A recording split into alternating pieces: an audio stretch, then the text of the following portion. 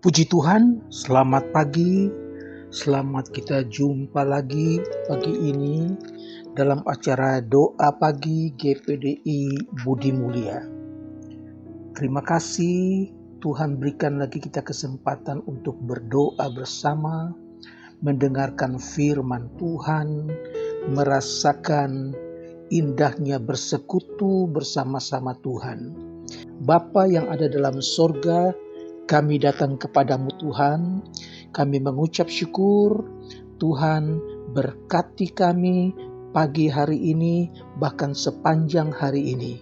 Kami mau awali hari yang baru ini dengan berdoa bersama, menikmati firman Tuhan, dan merasakan indahnya bersekutu bersama-sama dengan Tuhan.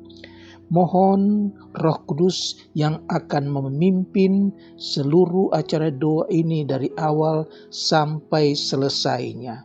Kami serahkan semuanya ke dalam tangan Tuhan, di dalam nama Tuhan Yesus Kristus. Haleluya. Amin. Surat Ibrani pasal yang keempat. Ibrani pasal yang keempat telah diberi tema perhentian untuk orang-orang saleh dalam Kristus. Ayat yang pertama ditulis, sebab itu baiklah kita waspada supaya jangan ada seorang di antara kamu yang dianggap ketinggalan, sekalipun janji akan masuk ke dalam perhentiannya masih berlaku. Sekali lagi, sebab itu baiklah kita waspada supaya jangan ada seorang di antara kamu yang dianggap ketinggalan, sekalipun janji akan masuk dalam perhentiannya masih berlaku. Puji Tuhan, saudara, setelah bangsa Israel keluar dari Mesir, masih ada dua bagian lagi dalam sejarah Israel.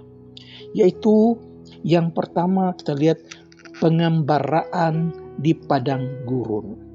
Dan yang kedua masuk ke dalam tanah perhentian, yaitu negeri Kanaan. Jadi ketika bangsa Israel keluar dari Mesir, itu berarti sudah selesai. Tidak, masih ada lagi dua bagian. Yang pertama, bagaimana mereka mengembara di padang gurun. Dan yang kedua, bagaimana mereka masuk ke dalam tanah perhentian, yaitu negeri Kanaan. Kedua bagian ini menjadi gambaran kehidupan Kristen, yakni bagian di mana kita mengenal Tuhan Yesus sebagai juru selamat yang membebaskan orang dari Mesir, yang berbicara tentang dosa, dan bagaimana kita mengenal Kristus sebagai imam dan raja di dalam sorga yang menguduskan dan menyelamatkan kita dengan sempurna dan memimpin kita ke dalam kekudusan hadirat Allah. Orang percaya itu telah keluar dari Mesir dan maju menuju negeri yang Tuhan janjikan. Tetapi bahayanya kalau kita jatuh dalam perjalanan seperti halnya ribuan orang telah jatuh di padang gurun. Nah, maksud ayat tadi agar kita jangan merasa puas diri dengan bagian yang pertama, yaitu keluar dari Mesir. Tetapi kita harus berusaha untuk masuk ke dalam perhentian yang dijanjikan itu, yaitu kemenangan yang sempurna. Haleluya. Saya bacakan ayat yang ke-12 dan 13. Sebab firman Allah hidup dan kuat dan lebih tajam daripada pedang bermata dua manapun. Ia menusuk amat dalam sampai memisahkan jiwa dan roh, sendi-sendi dan sumsum. Ia sanggup membedakan pertimbangan dan pikiran hati kita. Ayat 13, dan tidak ada satu makhluk pun yang tersembunyi di hadapannya, sebab segala sesuatu telanjang dan terbuka di depan matanya, yang kepadanya kita harus memberikan pertanggungan jawab. Haleluya.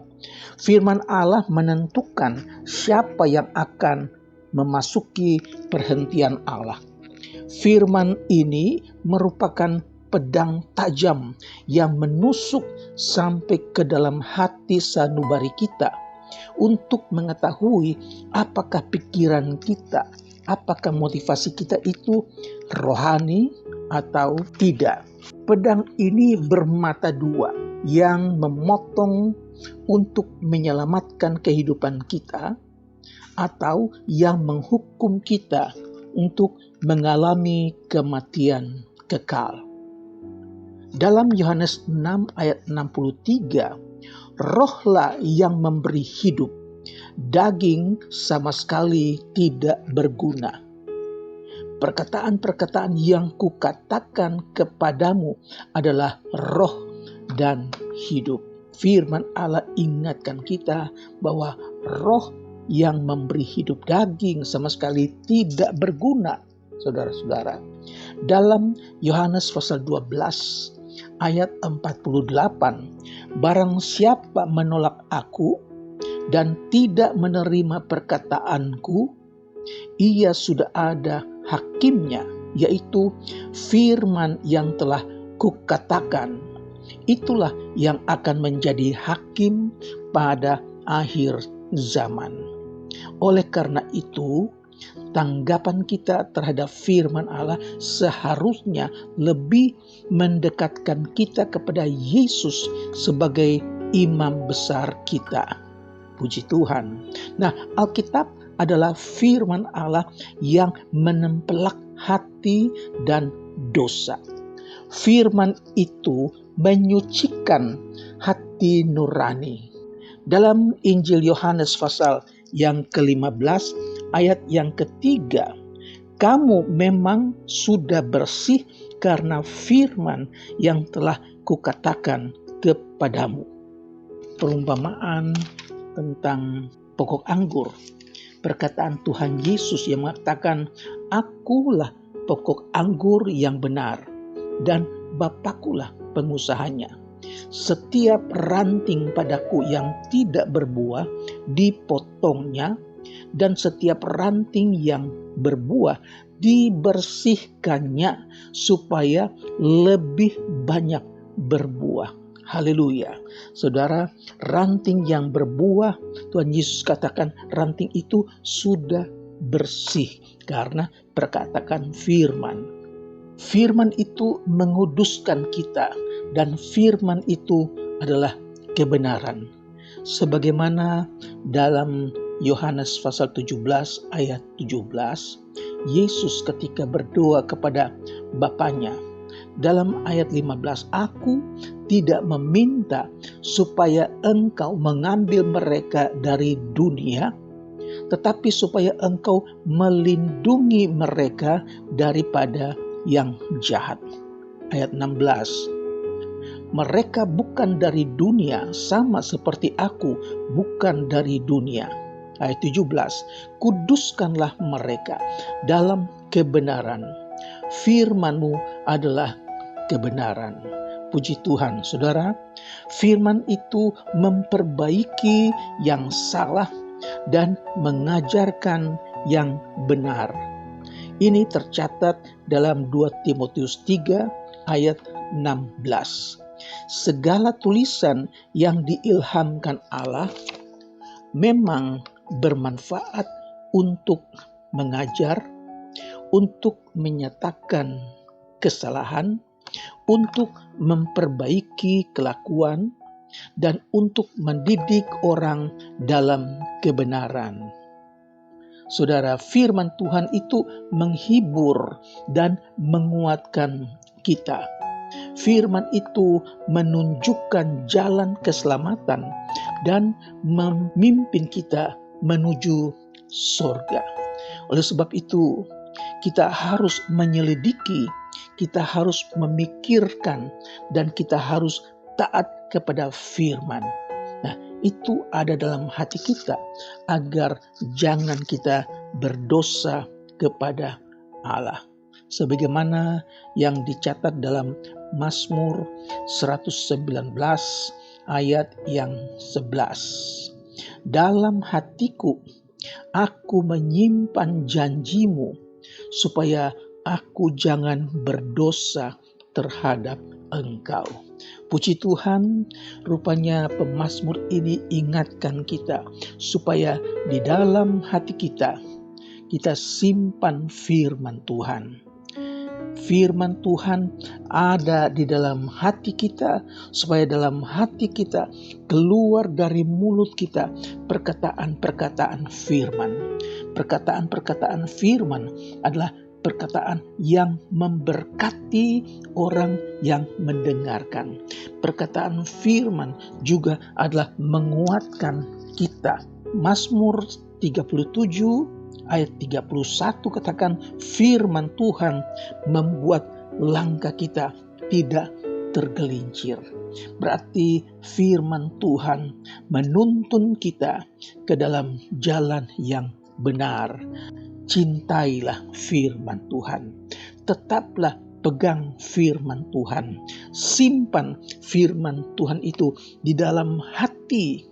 Kiranya firman Tuhan pagi hari ini memberkati kita sekalian. Kita percaya firman Tuhan menghidupkan kita. Firman Tuhan menuntun kita kepada kekekalan. Haleluya. Tuhan memberkati. Mari kita berdoa. Kami bersyukur ya Allah, Engkau memberkati kami pagi ini dengan firman Tuhan, dan hamba-Mu berdoa buat semua mereka yang mengikuti acara doa pagi hari ini. Tuhan berkati, baik jasmani terlebih rohani. Tuhan, hamba-Mu berdoa buat umat Tuhan yang hari ini dalam keadaan lemah tubuh, dalam keadaan sakit. Hamba-Mu dapat kiriman WA untuk berdoa untuk seorang saudara yang sedang sakit. Tuhan jamah dia, sembuhkan dia di dalam nama Yesus. Baik mereka dirawat di rumah sakit atau mereka yang beristirahat di rumah, Tuhan lawat mereka, sembuhkan mereka dalam nama Yesus. Terima kasih Tuhan Yesus, kuasa-Mu tidak pernah berubah. Hamba-Mu berdoa buat rumah tangga Kristen, suami, istri, anak-anak, cucu-cucu. Tuhan berkati, cukupkan keperluan mereka.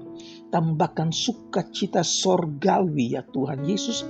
Buat anak-anak sekolah, Tuhan berkati, berikan kepintaran supaya nama Tuhan dipuji dan dibesarkan. Terima kasih Tuhan, hamba-Mu berdoa kalau ada jemaat yang belum bekerja, Tuhan buka jalan, nyatakan kemurahan Tuhan, biar mereka dapat diterima, dapat bekerja, dan menikmati kebaikan Tuhan. Buat mereka yang sudah bekerja, Tuhan berikan mereka ketetapan untuk jujur, tetap setia, berpegang kepada firman Tuhan, biar mereka diberkati. Terpujilah nama-Mu Tuhan. Hamba-Mu berdoa buat bangsa dan negara Indonesia. Hamba-Mu berdoa buat Bapak Presiden, Wakil Presiden, pemerintah dari pusat sampai daerah. Tuhan berkati.